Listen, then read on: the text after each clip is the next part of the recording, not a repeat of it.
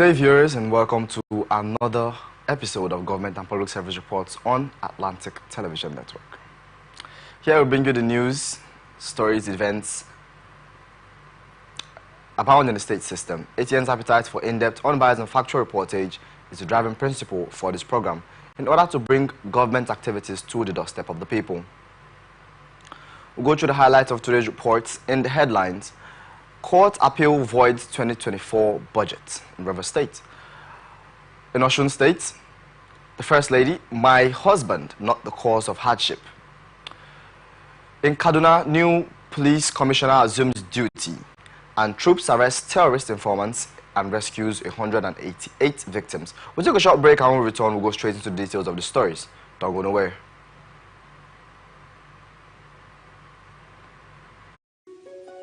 The people of Maiduguri need your help. A catastrophic flood has engulfed the city, leaving over 1 million residents stranded and fighting for survival. Entire communities are submerged, with people trapped inside homes and on rooftops cut off from food, clean drinking water and essential supplies. Health experts are warning of a potential outbreak of deadly diseases, and medical facilities are out of commission. The situation is a desperate plea to the government, humanitarian organizations, international actors and citizens across the nation. Step in now, before it's too late. For more information on how you can help, contact Professor Usman A. Tar, the Honorable Commissioner for Information and Internal Security, Borno State, on 0809-233-3955. Every second counts. This is powered by Atlantic Television Network.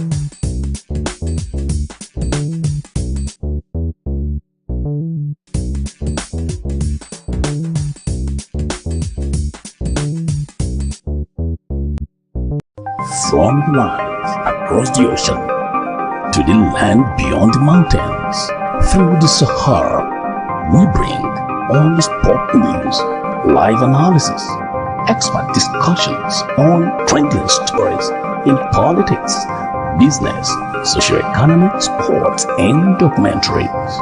So catch all the updates on the happenings around the globe. Stay focused on the fact today. Only on ATN.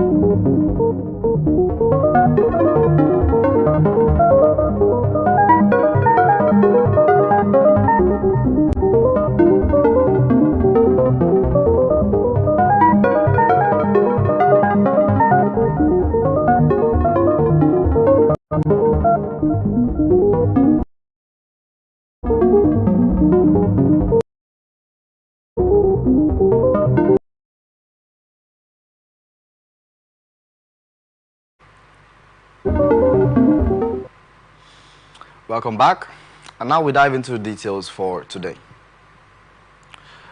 Court of Appeal Abuja Division on Thursday affirmed the January 22 judgment of the Federal High Court in Abuja, which nullified the passage of River State 800 billion naira 2024 budget by 4 members of the State of the House of Assembly.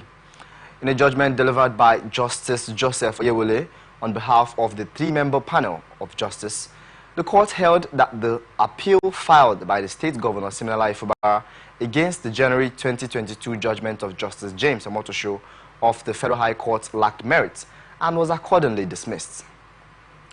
Justice Oyewole stated that having failed to challenge the case by withdrawing all documents filed against the suit, Governor Fubara would not now seek to appeal the judgment.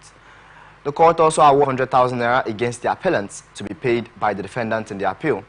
It will be recalled that the trial court had nullified the 2024 reverse budget passed by pro-Fubara lawmakers and set aside the presentation and passage of the Rivers State 2024 budget. The court's judgment also ordered Governor Siminalayi Fubara to represent the bill to the rightly legally constituted House of the Assembly on March. Have blamed the police for contributing to the killings in Rivers State House, Rivers Local Government Council. Speaking at Atlantic Television Network program Open Conversation, socio-political analyst Ibioku Bob Mano said the reactive nature of the police resulted in the burning of some local government councils in Rivers State.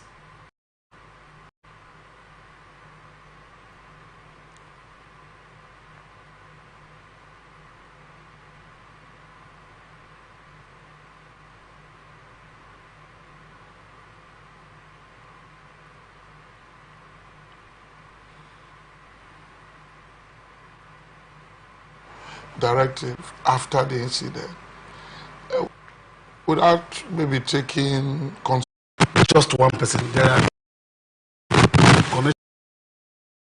connections.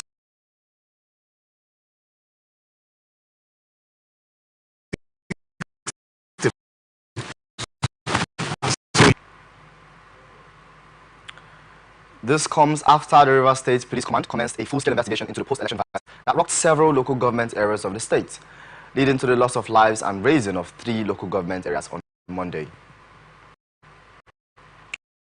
Nigerian Navy says troops from Operation Delta Sanity have achieved significant success in the Niger Delta region after destroying 124 illegal refining sites and arresting 50 suspected oil thieves and illegal refinery operators over the past 4 months. The flag, where Admiral Bura said, various items and equipment used in construction and crude and theft have positively influenced the nation's oil production. He also expressed gratitude to all security agencies, maritime stakeholders, community leaders, youths, and all well-meaning Nigerians for their ongoing support and collaboration in the fight against crude oil theft.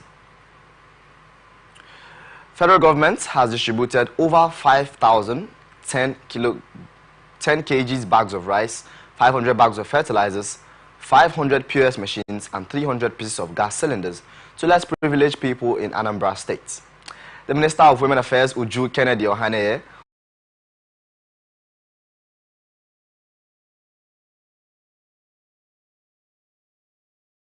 in the coming days, including cash loans and agricultural inputs, amongst others. In a different story in Enugu State, police operatives have apprehended Dr. Emmanuel Ogumba over allegations of child trafficking and forgery in Udenu local government area. The spokesperson for the Enugu State Police Command, Daniel Nduku, who confirmed the arrest in a statement, said officers from the command's anti-kidnapping tactical squad took Ogumba into custody on September 28th. Nduku further said his arrest followed the interception of a public notice on an abandoned child he endorsed in the name of the Enugu State Ministry of Gender and Social Development as the director of OTZ. The suspect was also found with different documents from the Ministry of Gender Affairs and unverified pest and sector certificates from the Enugu State Ministry of Environment and Mineral Resources. Edo State Governor Mr. Godwin Obaseki has approved the payment of gratuity to the pensioners on the payroll of the Local Government Staff Pension Board, who retired in 2011. In a statement, the Commissioner for Ministry of Local Government, Community and Chieftaincy Affairs, Honorable Monday E.O. Osiagbovu, said the Governor has directed the State Pension Bureau to commence immediately the screening and payment of gratuity to pensioners who retired in 2011. In August 2024, Governor Obaseki had approved the payment of gratuity to the pensioners on the payroll of the local government staff pension board who retired in 2010. According to the commissioner, he said, this is to inform the general public, especially local government pensioners, that His Excellency, the Executive Governor of Edo State, Godwin Nongase Obaseki, has approved the payment of gratuity to pensioners who retired in 2011. By this directive, the Pension Bureau and 2011 retired local government pensioners should take note of this. First Lady spoke on Thursday when Adeyeye Ogunsi Oni of Ife hosted her at the palace in Osun State. The president's wife said the current administration is trying to fix the situation in the country. She said, "We are just 18 months into our administration. We are not the cause of the current situation. We are trying to fix it and secure the future," she said. "We know that subsidy has been removed, but with God on our side, in the next 2 years, Nigeria will be greater than this. Those who attempted to remove the subsidy before could not see it through. But with your prayers in the next 2 years, we will build a nation for the future. We give glory to God for our status." Lu has called on parents to encourage their children towards academic development and skill acquisition, making the call recently during a public presentation and book launch, The Lazy Brothers, authored by 9-year-old Chimka Omonali. The First Lady observed that the achievement of the young author has proven that no one is too young to make a positive impact. She commended the efforts of the young author and called everyone to embark on progressive developments that would improve the skills of children.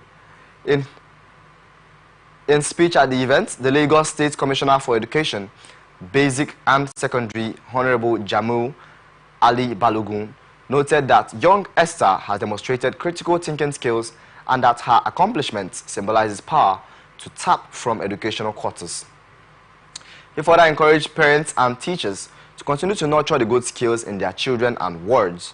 In his review of the 46-page book of chapters 10, Mr. Charles Legbuna said that the book depicts message of moral depravity and presents in the plot the need for parents to be more determined to raise their children and wards in accordance with norms and values to avoid societal decadence.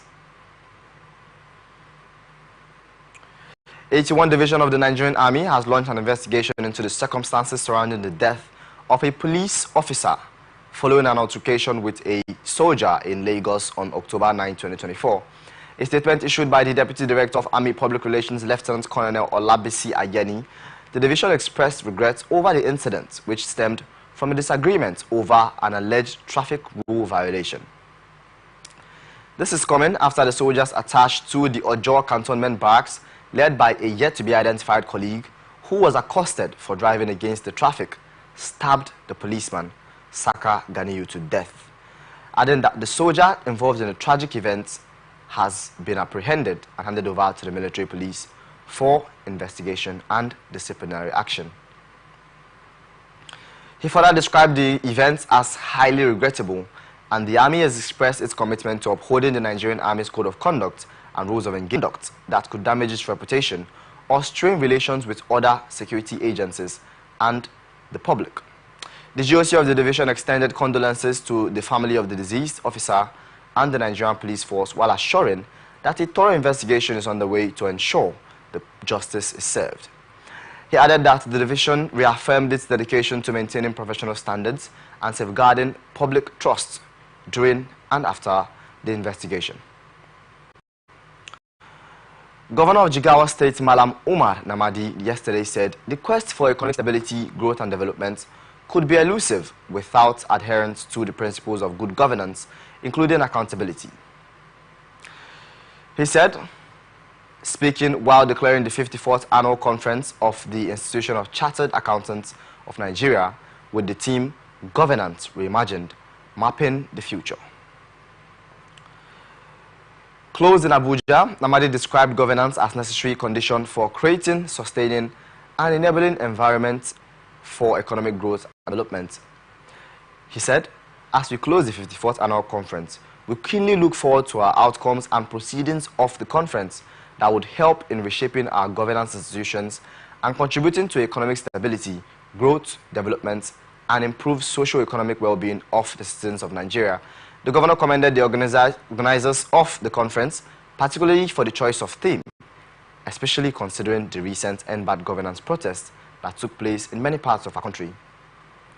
He maintained that when the governance environment is imbued with the principles of accountability, transparency and rule of law and participation, sustaining an enabling environment for economic growth and development.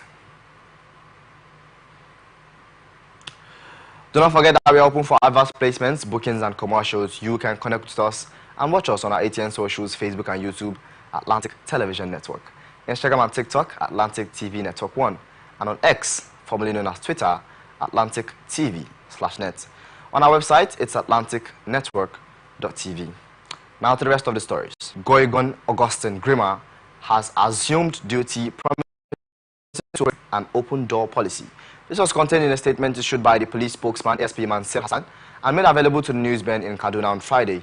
The statement declared that Grima, who resumed on 10th October 2024, took over from the immediate past commissioner of CP Audu Ali Dibigi PSC, who retired from the force on 1st of October 2024, and sundry until success is achieved.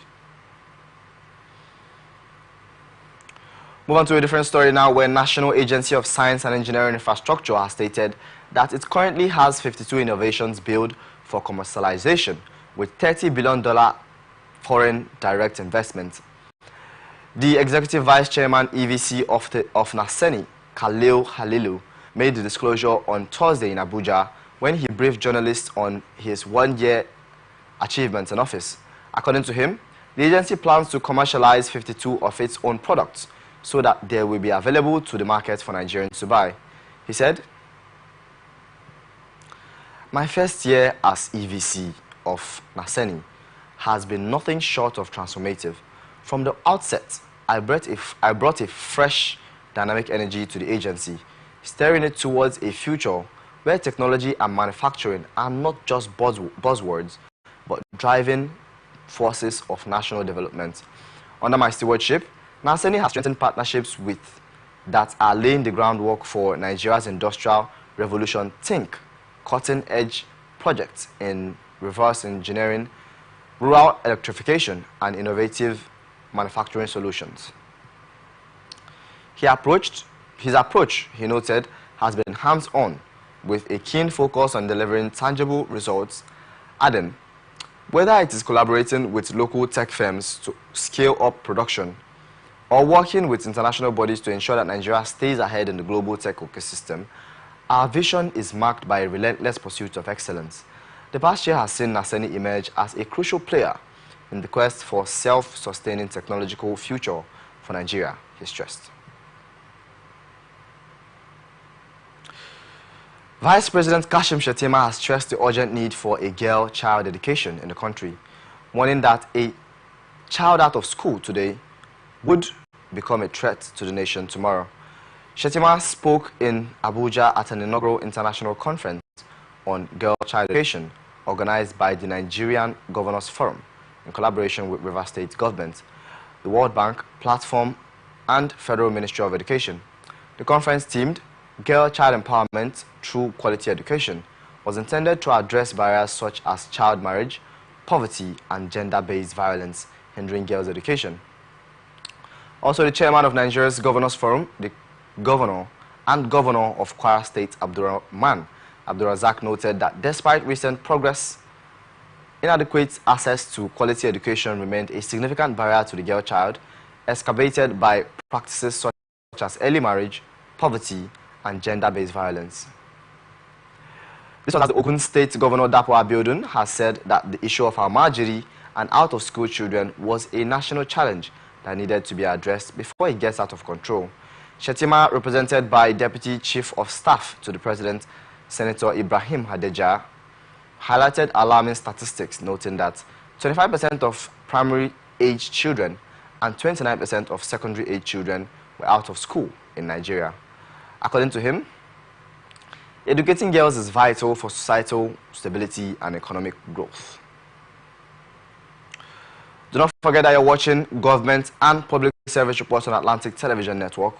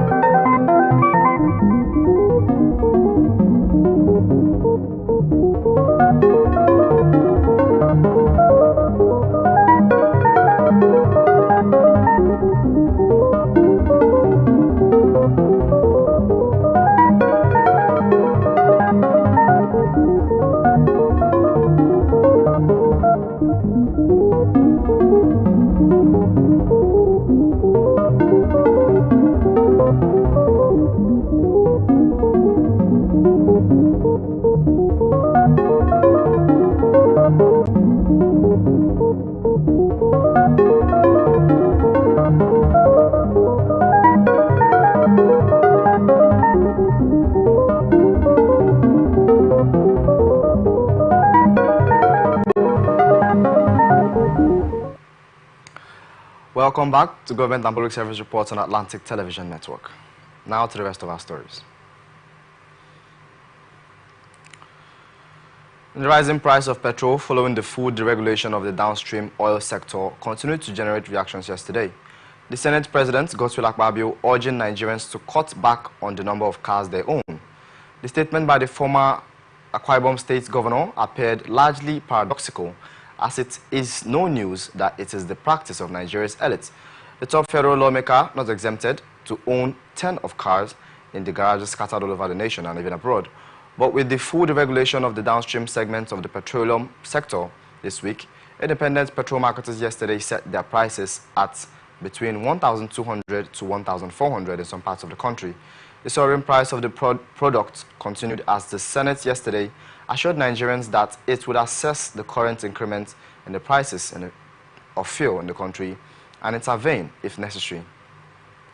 In the same vein, yesterday, the Trade Union Congress has asked the federal government to consider subsidizing crude oil supply to local refineries as well as foreign exchange rates for domestic oil supply.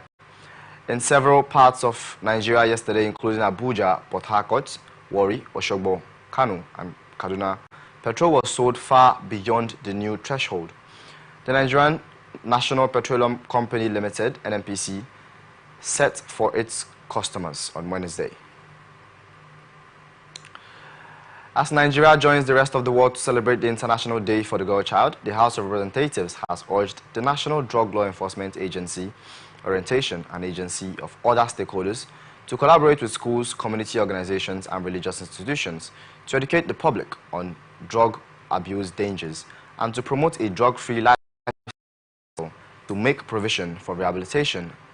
The Green Chamber also urged the Federal Ministry of Education to devise practical ways such as implementing mobile education units or community outreach programs to curb out-of-school girls across the 36 states of the Federation, and urged the leadership of the National Assembly to see to the amendment of the Child's Rights Act to provide protection for sexually abused children.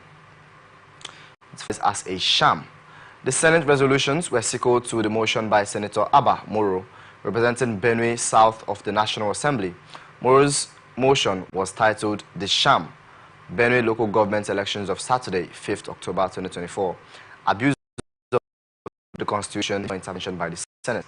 It was co-sponsored by his colleagues entitled to Zata Tenga, Senator Emmanuel Udenga Memga, Wonye Tony.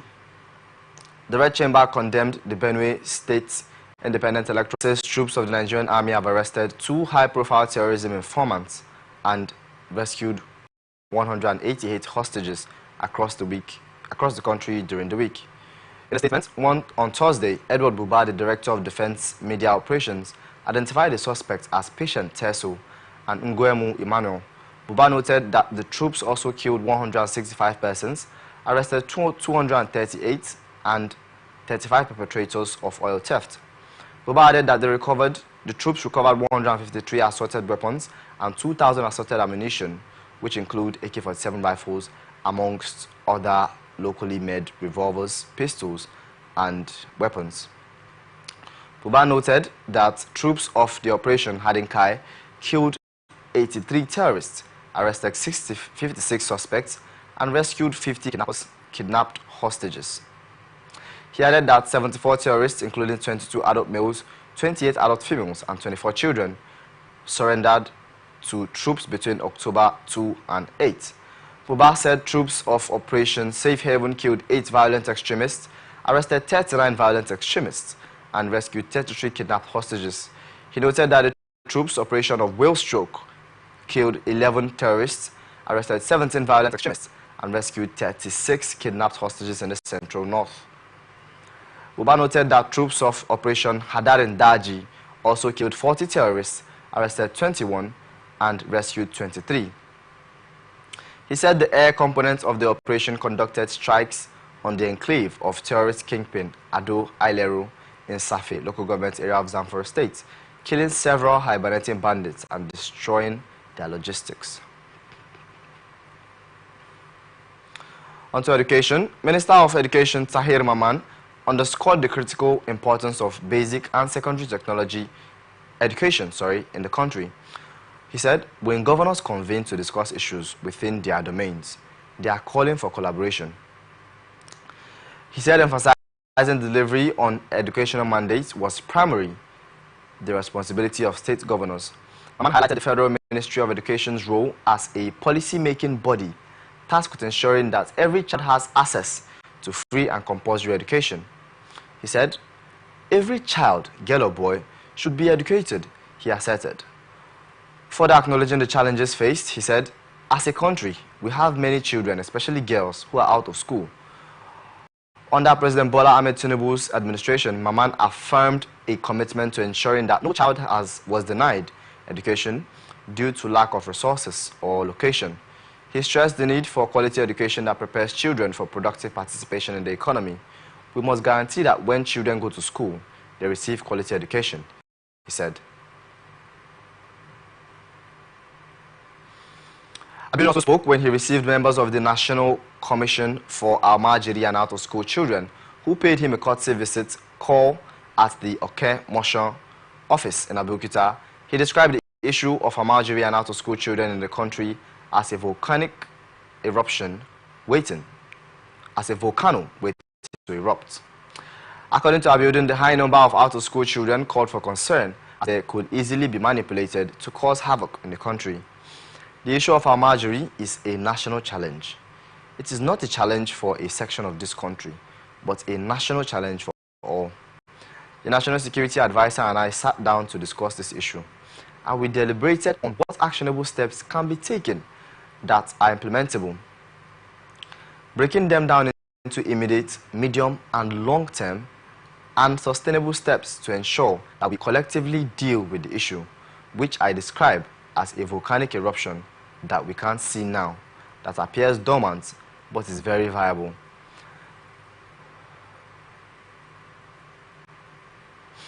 There were tools in hands of manipulators, willing and ready tools in the hands of manipulators who probably gave them a meal or something meager, and they were ready to go for it.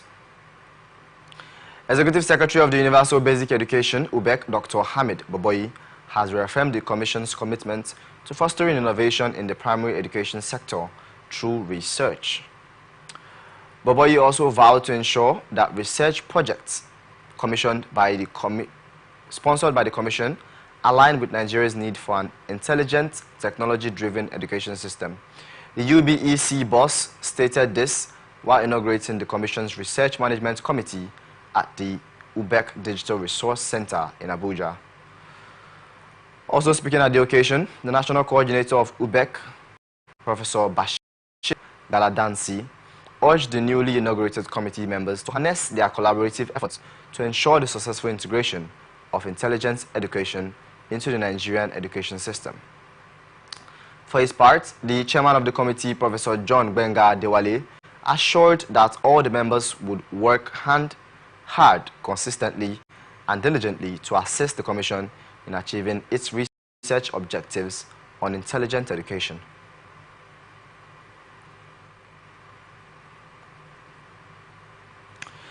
Nigerian Military Command has asked former militant leader Asari Dokubo to come to the battlefield and witness the capabilities of the military. This was stated in a statement issued by Director of Defense Media Operations, Major General Edward Buba, on Thursday while responding to Dokubo's claim that he could shoot down a military helicopter hovering around his residence. The former militant leader said that he had the power to contain the Nigerian military. Responding, General Edward Buba dared him to enter the battlefield and see whether he would not be neutralized by the Nigerian army. Buba further vowed that the ex-militant leader would be neutralized if he showed up on the battlefield, and he called upon the relevant security agencies to address the matter, Buba stated. Now, to comment that he can shoot down military helicopters is laughable. I am tempted to laugh about that. We are in a democracy and we are professional. We cannot simply act on someone's comments without due consideration, lest we be accused of being undemocratic. The military is not the only security agency or department in the country. Other security forces have a constitutional role to play in addressing these issues. I assure you that he does not possess the capability, but I will leave it to appropriate security forces to handle the matter. Our mandate is to confront him on the battlefield and take him out. He should come to the battlefield and see whether or not we can react. The military added that their main aim was on terrorists who are operating in various theaters of operation. He remarked, "Our enemy is the terrorists, while some may choose to label them differently depending on the region, in the northwest, in the northeast, and some refer to them as bandits." As the world marked the International Day of the Girl Child, today, 11th October, parents, teachers, and governments are reminded to take their role serious in promoting girl-child empowerment, education, and rights, and solving the challenges girls face worldwide. The International Day of the Girl Child's Day theme for 2024 is Girls, Vision for the Future. This year's theme conveys both the need for urgent action and persistent hope, driven by the power of girls' voices and vision for the future.